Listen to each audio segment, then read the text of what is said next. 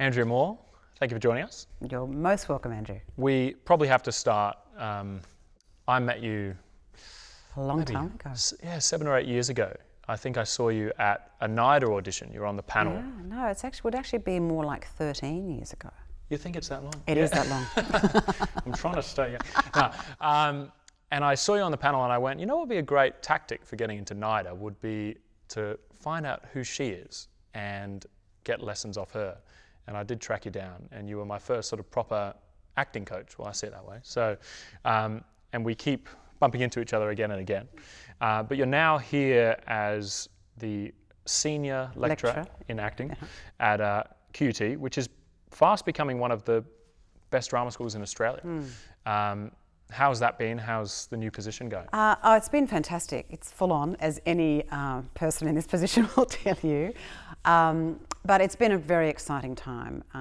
As you've seen, we have this incredible facility. So $88 million was spent on this purpose-built facility for all the creative industries. So we've got dance and acting and music in this amazing building, huge, big dance studios, this fantastic rehearsal studio, 4 magnificent acting studios, technical production, obviously. So it's a pretty amazing place on that level.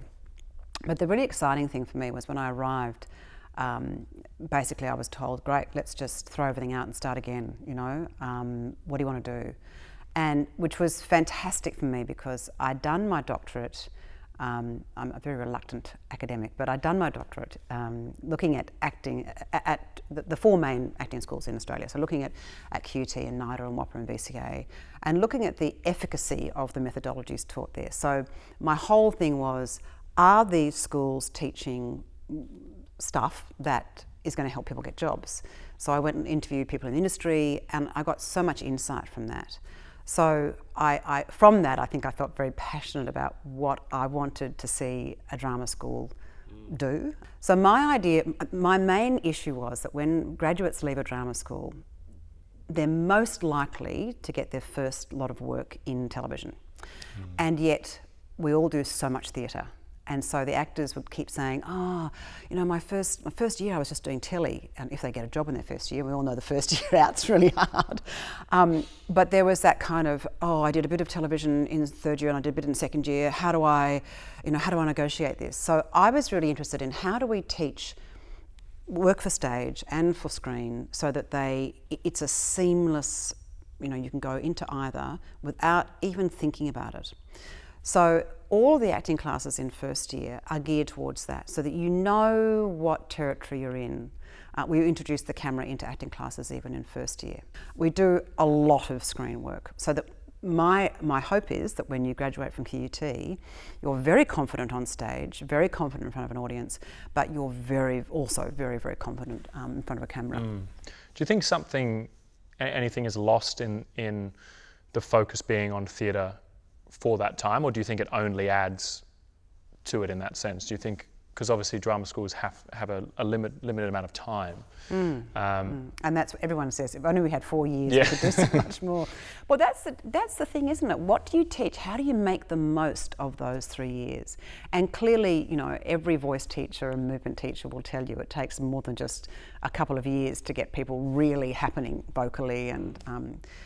But I suppose what I'm trying to do is, you know, fast track that as much as we can. I don't think any school graduates the perfect actor. Hopefully every actor from any school goes, okay, now this is the beginning of my journey, I will keep studying. But yeah, obviously skills classes are incredibly important. So whilst we may not do the breadth of styles of theatre maybe that some of the other schools do, we do a lot of contemporary work. So I think we try to do in the way we shape the work that we do here is it's very, very reflective of the industry. Yeah, I think that's great. So a young actor maybe watching this is going, this sounds like a fantastic school, which it certainly is. What's your advice to actors auditioning for drama school? You've obviously now auditioning for QUT, NIDA, all the big schools in the past. I think the important thing is to really find out about the school. Like, we will all tell you that we're the bee's knees, because we're all great, but you have to find out which school is best for you. What is the ethos of the school? What are the belief systems of the school? And the best people to ask are recent graduates or current students. Find out what is the experience like going to this school. And if you can, talk to industry leaders. So talk to casting directors and theatre directors, people who are working with graduates. So try and speak to people in the industry about, what's the difference between graduates from the different schools, and then find the one that suits you best. Yeah.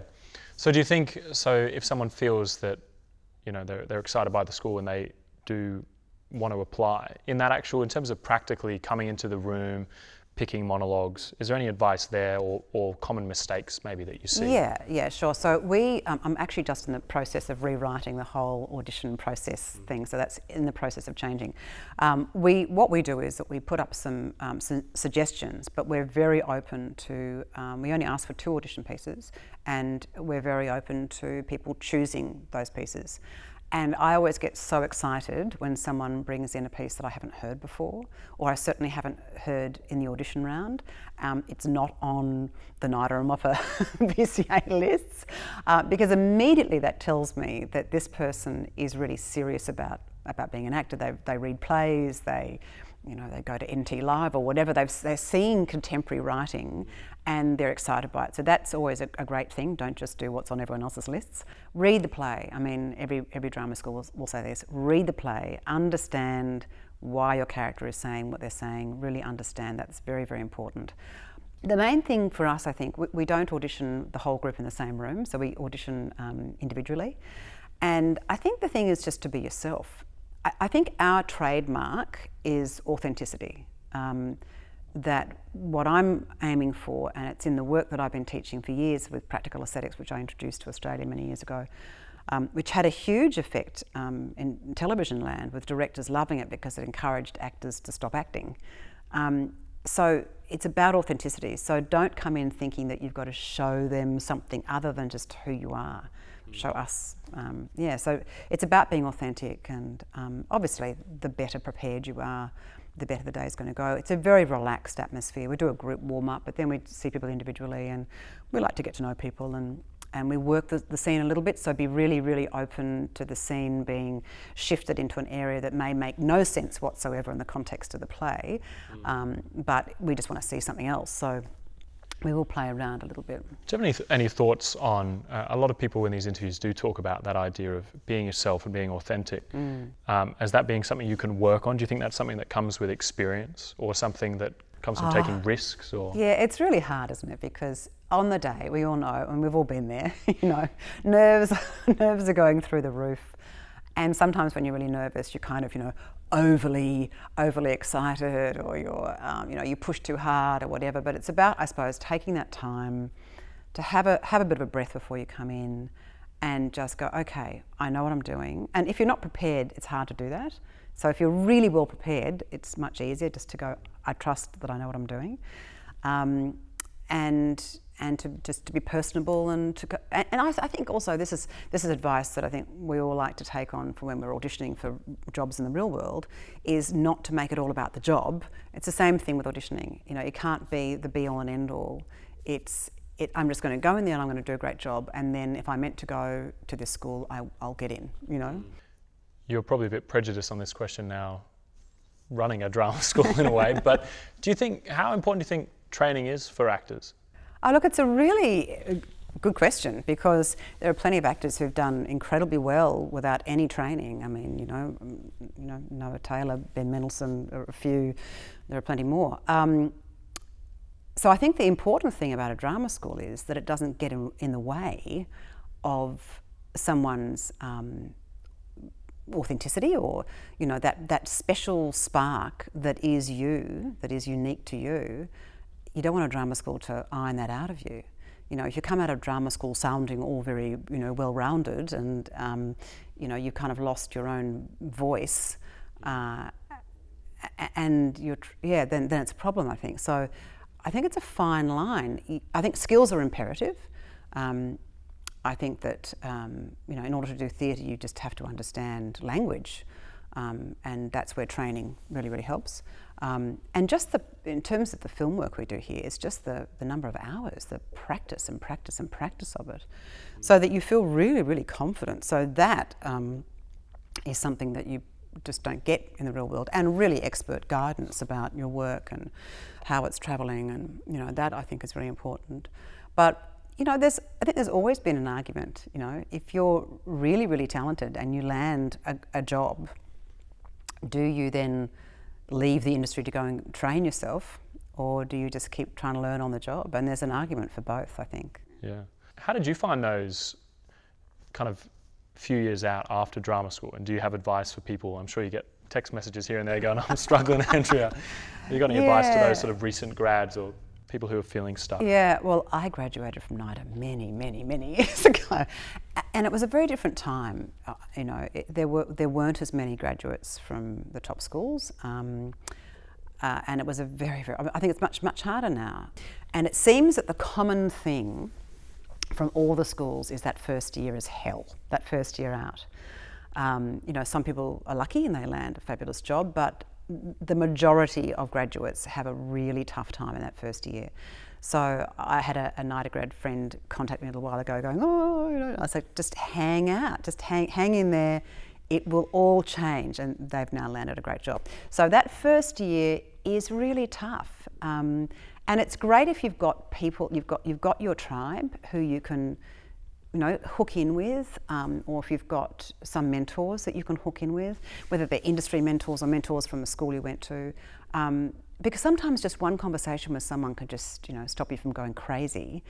The other thing I think that's very, very important, and we take this very seriously here, is there was a study done a few years ago about the mental health of actors, and it was done through Actors Equity and Sydney Uni, and there were some very strong recommendations that came out of that for drama schools. About how to build resilience, how to deal with, because obviously alcohol abuse, drug abuse, depression, all those things are prevalent amongst actors. So what can we do at the drama school level to help people to prepare for that roller coaster ride of rejection, and to find that resilience in yourself, to develop a bit of grit, how am I going to cope with that? But I think in that first year in particular, you just have to be focused, because really the first year is about making contacts. It's just about, and you don't know as an actor that when you go in for a test for something, the casting agent might just love, the casting director might love you, but you're not right for the role. And that you're sitting in the back of their head, their mind, and they're going, oh no, can't wait to be able to use that actor. And then finally something comes in, it might be 2 or 3 years later, and they get you in for something that you're perfect for. So you often don't know how you're being judged. So when your agent says, look, that was a great, you did really, really well, believe them, because, and just with everything, always be prepared, just be prepared, do all your homework. I think it's also really good after, I know a lot of people do self-tests now, so you don't actually have the thing of going into the casting director and going and having a coffee afterwards. But even if you just send a self-test in, take time out and write some notes. How did I do? And was I well prepared enough? Did I actually try and read the whole script if it was available to me? Did I feel like I really, whatever technique you're using, was I really pursuing my objective in the scene? Was I really working off the person? Was I really connecting? Did I bring an emotional life? Just do your own checklist.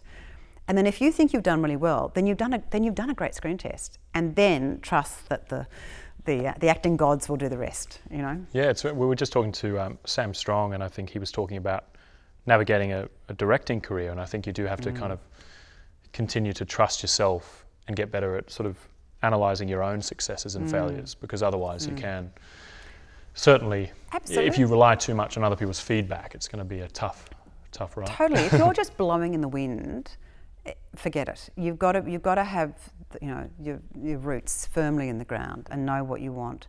I think it's also really important to know what kind of stories you want to tell, because I think that if you know the kind of actor you want to be, often you attract that particular work. That can often be quite hard to determine, but it's worth giving it a go. It seems like that really is true. It kind of feels almost a bit too airy-fairy to say, but like you do really see the actors who perhaps at drama school were really passionate about Shakespeare and naturally start to be falling in with Sport for Jove or Bell Shakespeare. So do you think that's important to always be, to kind of start having strong opinions on what you like and to be working on stuff with friends that you like? Absolutely. And then it can change, but absolutely. I mean, like if you're about to leave a drama school, know exactly who the top directors are out there who are doing stuff, theatre, television, film. Watch their work, go to a Q&A session, meet them if you can, stalk them, find out about them. Because, ultimately directors too, we're fickle people. We like to work with people that we like.